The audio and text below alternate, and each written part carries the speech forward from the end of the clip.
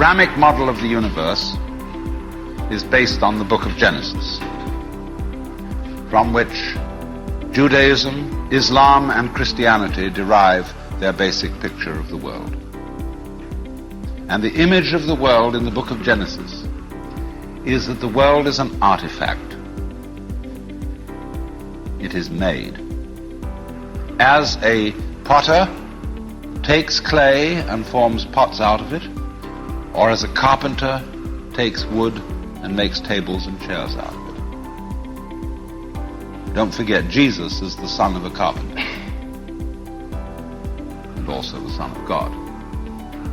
So the image of God and of the world is based on the idea of God as a technician, potter, carpenter, architect, who has in mind a plan and who fashions the universe in accordance with that plan. So basic to this image of the world is the notion, you see, that the world consists of stuff, basically.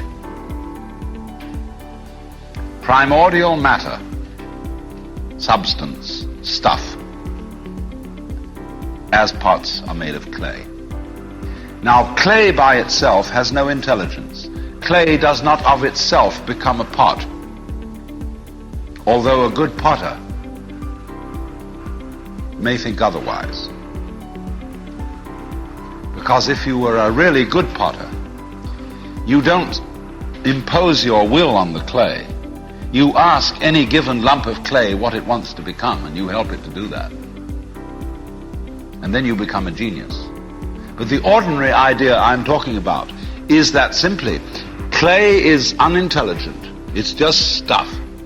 And the potter imposes his will on it and makes it become whatever he wants. And so in the book of Genesis, the Lord God creates Adam out of the dust of the earth. In other words, he makes a clay figurine, and then he breathes into it, and it becomes alive. Because the clay becomes informed. By itself it is formless, it has no intelligence, and therefore it requires an external intelligence and an external energy to bring it to life and to put some sense into it. And so in this way,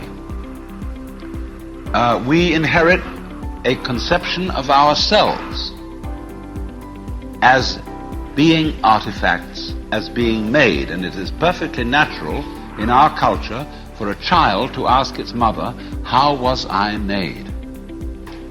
Or who made me?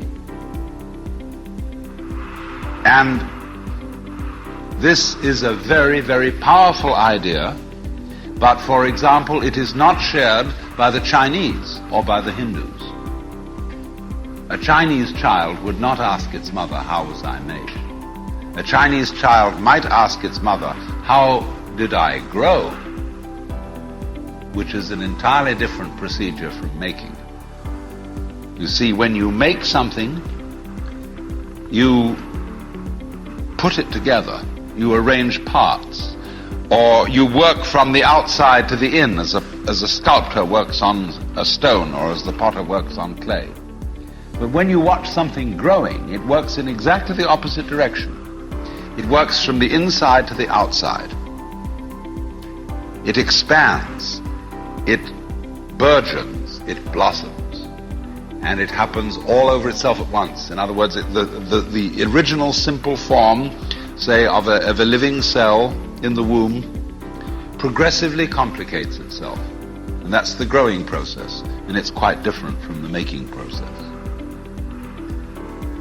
But we have thought historically, you see, of the world as something made, the idea being that trees, for example, are constructions, just as tables and houses are constructions.